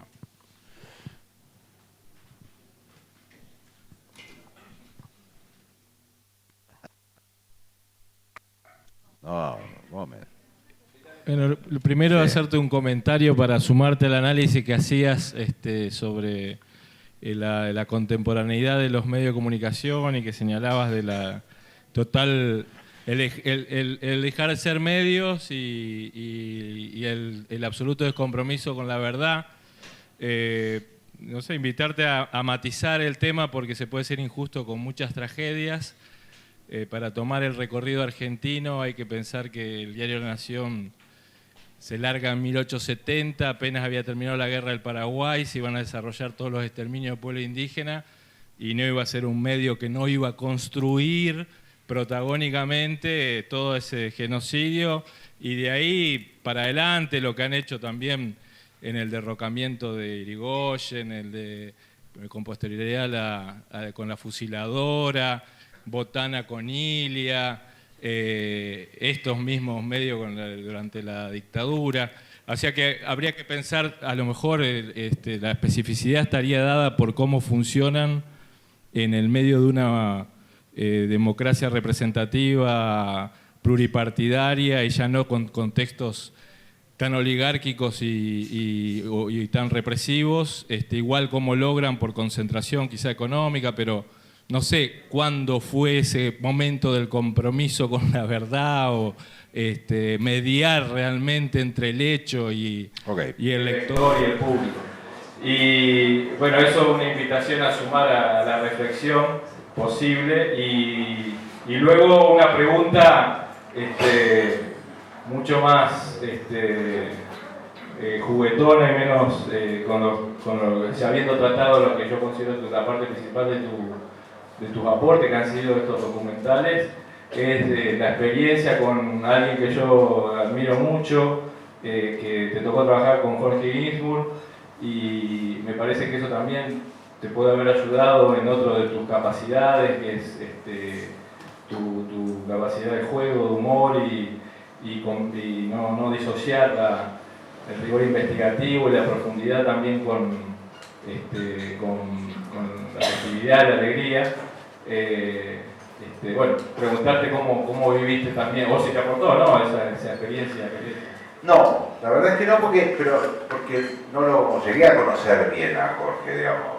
A mí me llamó un día, así literal, un día me había puesto Mario Mazzone y Jorge ya estaba enfermo, y estuve con él 6 o 7 meses trabajando en el programa de tele, pero ya en una situación muy delicada de salud de Jorge, ¿viste?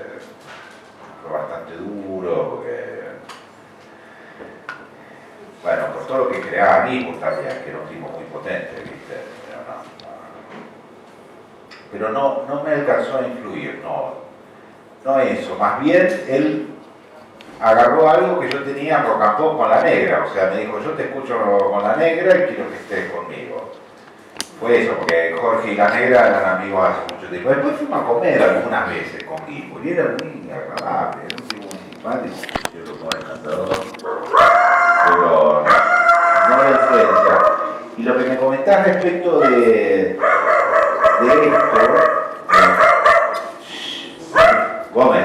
Dije mal, dije botana línea, no, botana con Irigoyen y con el golpe de 30 y Timerman con él. Sí, está bien, o sea, yo entiendo que el siglo XX, porque yo marcaba, digamos, traté de hablar, lo que dije, muy delimitado al siglo XX. Es más, dije la década del 30, no es que me esté defendiendo, sino que quiero hacer una marcación respecto de cómo la noción de medio empieza a verse muy alterada a partir de la invención de tecnologías como el cine, etcétera, como qué sé yo, una mega productora de revistas color, la foto publicada, etcétera, como todo el enriquecimiento que fue, vamos a llamarlo enriquecimiento, que fue teniendo los medios de comunicación, jugaban en contra de esa noción de verdad. Y por ahí uno de los lugares así paróxicos de la cosa está en cómo la escuela de Frankfurt empieza a entender al cine, que lo entiende como un dispositivo factible de control de cualquier conciencia, digamos, ¿no? Cosa que en el siglo XIX era un poquito más claro. O sea, Moreno funda la Gaceta para operar, y lo dice. No es que dice, yo fundo la Gaceta porque soy un periodista independiente. No, para hacer un aporte a la nación. Se terminó. O sea que la noción del siglo XIX, o la noción de la imprenta como herramienta mediática, es una herramienta mucho más sofisticada, más sutil que la guarangada que vimos durante el siglo XX. Entonces esa sería mi descripción. Y por supuesto que tomo tu idea sobre la cuestión de que hay una verdad operativa que le da fundación a la cosa mediática. Eso me parece que es realmente así. Sí. Lucho. Primero, tiene que ver con que en este ciclo de documentales también estuviste en Grecia. Sí.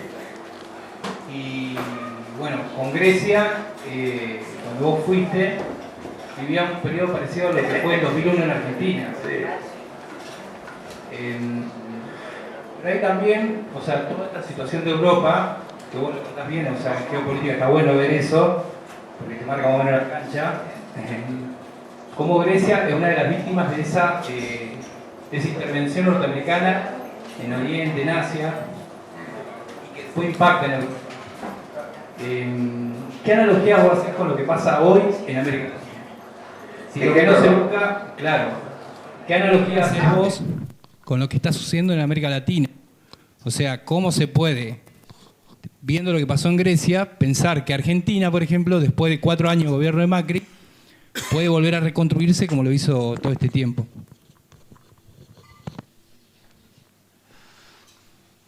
Mira, hay una cosa que yo no conocía a Grecia y tampoco, digamos, más allá de las cuestiones de lectura clásica, no. Pero me di cuenta que todo eso que uno leía como grecolatino, ¿viste? Cultura grecolatina existe, porque los griegos son exactamente igual a los latinos como nosotros. Es decir, hay una cosa festiva, habladora, no tiene nada que ver con el perfil alemán, para decirlo de alguna manera. Entonces, los países del Mediterráneo, latinos, Italia, España y Grecia, conforman, digamos, un eje muy importante en Europa por esa tradición cultural y porque esa tradición cultural también fue leída durante muchos años como una forma de confrontación, digamos, con la Europa del Norte, ¿no? la Europa eslava, digamos, o Europa nórdica, qué sé yo, los alemanes básicamente. Yo no sé si hay una analogía entre esos tres países que están atravesando una crisis muy similar, porque una crisis de representación y una crisis económica. Son comparables a lo que pasa aquí en Latinoamérica, ¿no? No me animaría tanto a eso, aunque somos un ejemplo, digamos. Venezuela, por ejemplo, y Argentina, en Grecia era un tema muy discutido, ¿viste? Muy hablado. De hecho, yo estuve una semana que estuvo Álvaro García Linera dando vuelta por todos lados, dando conferencias en cancha de fútbol y cosas por el estilo, digamos. Pero el problema es el mismo que nosotros teníamos en el 2000 y pico. Y ellos, al principio, por lo menos los griegos, esto no, amenazaban con salir con un modelo distinto, de cierto consenso en la región, por eso hablaban mucho con Podemos, por ejemplo, tenían muy buena relación, Syriza tenía muy buena relación con Podemos, ¿viste? Viajaban los tipos de un lado para otro, daban conferencias, charlas y qué sé yo, todo esto, pero quedó todo medio en un planteo, después del referéndum quedó en un planteo medio planchado, demostrando una vez más que lo que hay ahí es una crisis de representatividad, o sea, porque Tsipras decía hoy A y al día siguiente dijo B y se terminó. Y la alianza que había constituido Syriza estalló por los aires, ¿viste? Entonces se le fueron todos los ministros, que ahora le arman otro partido aparte. Hay un problema en la representación, viejo, porque los tipos dicen algo que no pueden sostener después, porque vienen las empresitas con plata y entonces le cambian el discurso. O los banqueros y le cambian el discurso. Entonces, Tsipras, que era un tipo de 30 y pico de años, con todas las energías para modificar una larga tradición que había tenido Grecia sobre la dependencia con Alemania, la integración en Europa, qué sé yo, en un momento dijo, sí, vamos por ahí, pero lo único que hizo fue sacar provecho para el mercado en ese sentido, ¿viste? No jugó con la que había dicho que iba a jugar. Y te diría que lo mismo puede estar en algún sentido pasando en España, si es que esto ocurre. Vamos a ver, todavía no lo sabemos. No, para mí no son comparables. Europa es un continente mucho más complejo que Latinoamérica, muchísimo más complejo porque tiene mucho más años de historia y tiene conflictos mucho más ancestrales que marcan, viste, la política. Por ejemplo, para dar cuenta de esto que digo, ¿cuál era la principal queja en ese momento de Grecia respecto a Alemania, que le estaba pidiendo que le paguen los 300.000 millones de dólares de deuda? Era, bueno, devolveme vos la arqueología que te llevaste cuando fue la invasión de la Segunda Guerra y que fue evaluada en 500.000 millones de dólares, pues se llevaban las columnas no sé dónde, el Partenón hecho pedazos, no sé qué. La cuestión es que tenían todos los, digamos, tenían esa tasación. Una tasación en la que intervino un organismo internacional y qué sé yo. Entonces es distinto de manejar ese conflicto. Además de que los griegos, por cierto, han colaborado mucho con el nazismo en algunas regiones de Grecia, no en todo Grecia, ¿no? Pero algunas regiones de Grecia fueron colaboracionistas. Entonces, no, me parece que no tiene un parecido. Sí, el parecido es que no es un problema de Europa, no es un problema exclusivo de Europa, que el capitalismo financiero está generando una molestia en la relación Estado-sociedad civil. Y como eso está haciendo cada vez más síntomas, esto es un aporte más a esa crisis entre Estado y sociedad civil. Entonces, la relación se vuelve inviable, porque te tenés que dedicar a ser un mentiroso con la sociedad civil. Si no, no podés ser Estado. Entonces, eso es lo que tiene que estallar. En algún momento eso estalla. Pero no es la situación de Latinoamérica, ¿no? Es distinta.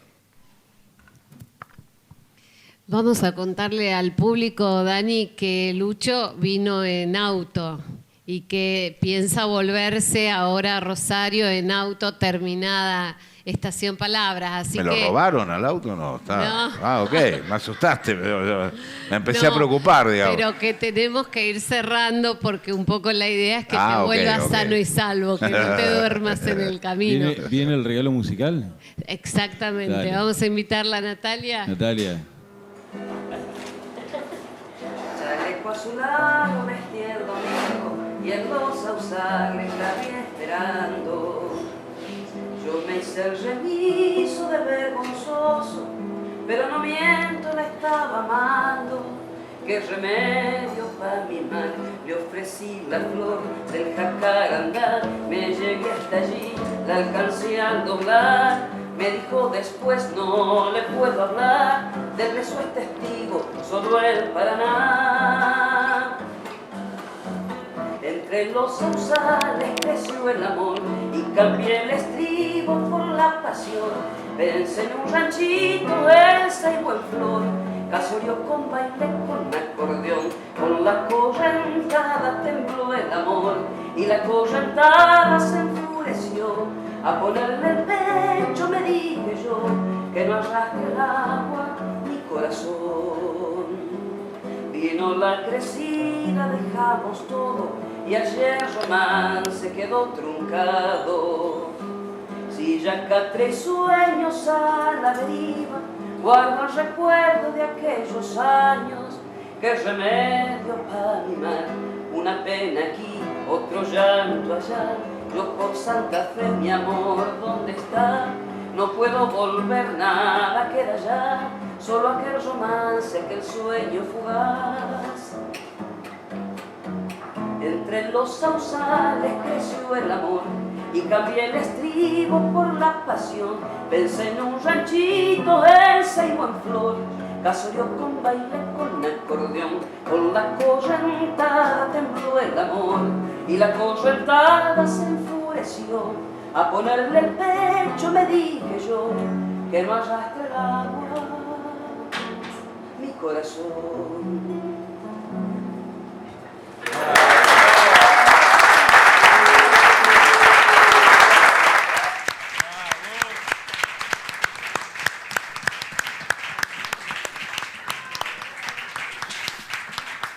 ¿Me escuchan todos? Sí. Bueno, Lucho, tenemos unos presentes, pero me dejás pasar así como unos avisitos parroquiales. Pero dale, no. Pero te voy a contar a vos. Nosotros hace 15 días instalamos en la explanada de la legislatura una carpa para pedir a los legisladores que voten un proyecto de ley que presentamos hace 4 años, que perdió estado parlamentario y que este año retomamos, y que es una ley contra los despidos arbitrarios. Vos sabés que el principal empleador de las escuelas privadas es la Iglesia Católica. Ajá. Pero la Iglesia Católica más otros empleadores despiden arbitrariamente por motivos que tienen que ver con la vida personal de los docentes. La semana pasada hacíamos referencia en el marco de la plaza del Ni Una Menos la cantidad de compañeras que son despedidas por su condición de mujer. Ajá. O porque quedan embarazadas, o porque se separan, o por elección sexual, o por cuestiones políticas, religiosas, porque no van a la procesión del domingo. Con respeto lo digo eso, se puede ir a la procesión del domingo, pero digo, no es motivo de despido. Estamos avanzando, a diferencia del 2012, ya se aprobó en diputados, lo aprobaron 2 comisiones del Senado y faltan 2 más. Porque, bueno, algunos legisladores están más relacionados con los empleadores que nosotros, ¿viste? Bien, así que los invitamos a todos a pasar este miércoles nuevamente a partir de las 9 de la mañana hasta las 6, 7 de la tarde. Otra vez el jueves estaremos ahí. El jueves vamos a hacer a partir de las 9 una gran reunión de delegados y en lugar de reunirnos en el sindicato lo haremos en la explanada de la legislatura. Ya muchos compañeros y amigos, los compañeros de hijos estuvieron visitándonos.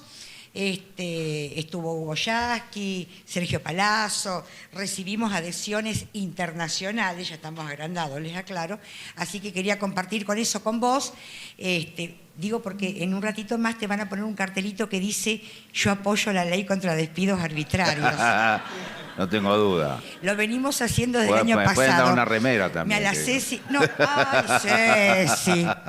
Nos mató el punto, no hicimos remera, tenemos cartelita. ¿No? Que diga eso con la leyenda Ceci, eso. Cualquiera que traspasa la puerta del solar le enchufa el cartelito y se saca la foto. ¿En serio? Sí. Porque bueno, es una forma de visibilizar nuestro reclamo y de paso les quiero, para terminar el tema, contar que esta mañana, a las 10 de la mañana, cayó una compañera docente de la escuela primaria de Dante Alighieri que hacía 10 minutos había recibido un telegrama de despido. Es una despedida de carne y hueso, porque para más de uno creen que nosotros decimos mentiras, que los despidos los inventamos. Esta compañera, que hacía pocos meses trabajaba en esta escuela, sin ningún motivo aparente, recibió el telegrama de despido y se queda en la calle. No es una compañera que tenga otro trabajo, vivía exclusivamente de eso, se vino hace 7 años de Villocampo a vivir a Santa Fe y ahora, a 500 kilómetros de su pueblo, no sabe qué hará. Por supuesto que va a estar con nosotros acompañándonos en la carpa y ahí va a dar su testimonio, pero digo, cuando decimos que todas las semanas un docente privado queda en la calle, es así. No dudemos y bueno, esta semana, con esta compañía de despedida hoy, más que nunca todos a la carpa. Perdón por pasar el chivo, pero se ha transformado en un reclamo, en una lucha, te diría que casi en una obsesión ese tema de la ley, porque no queremos más compañeros en la calle que son despedidos impune y arbitrariamente. Bueno, ahora sí, como vemos que te gusta el vinito, se puede poner agua también, no hay problema. Te llevas el recuerdo. Y bueno, 2 lecturas más, no para cuando viajes, sino cuando llegues a Rosario y Gómez te deje descansar. La revista del Foro contra la Impunidad de la Justicia, donde el SADO participa orgullosamente de ese espacio, y un libro que editó el SADO Santa Fe, con la reconstrucción de las historias de casi 20 docentes desaparecidos y asesinados, docentes privados, ante la última dictadura militar. Es un trabajo que está haciendo la Secretaría de Derechos Humanos y Cultura que conduce Ceci, junto con un grupo de compañeros. Nosotros empezamos este trabajo y hemos hecho visibilizaciones en algunas escuelas. No es sencillo, no es fácil, no nos dejan entrar fácilmente, pero ya hicimos en el Colegio La Salle, en el Colegio San Francisco, y la última, la visibilización en la escuela de Nilda Elías. Nilda Elías es la hija de nuestra querida madre de Plaza de Mayo, Botilia, que está siempre, obviamente ya fue a la carpa. Imagínense que carpa sin Botilia no es carpa. Y acá está Valeria Silva, que es integrante de Hijos y es la mamá de Nilda, que también ha colaborado. Y la idea es poder seguir esa investigación porque creemos que hay más docentes y que obviamente los empleadores, fundamentalmente la Iglesia, ocultó esos crímenes. Gracias por venir.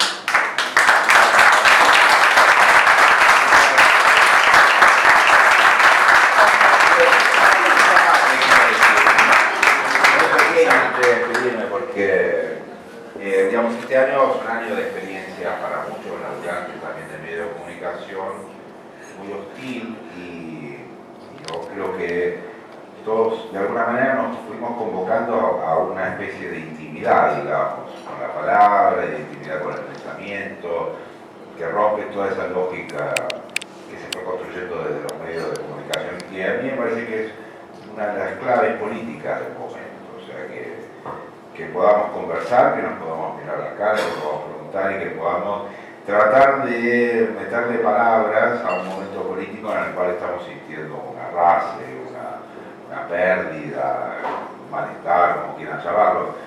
Pero frente a esa situación, digamos, el poder tener una intimidad y una situación de compartir palabras y demás, me parece que es lo que nos va a salvar de este contexto, ¿sí?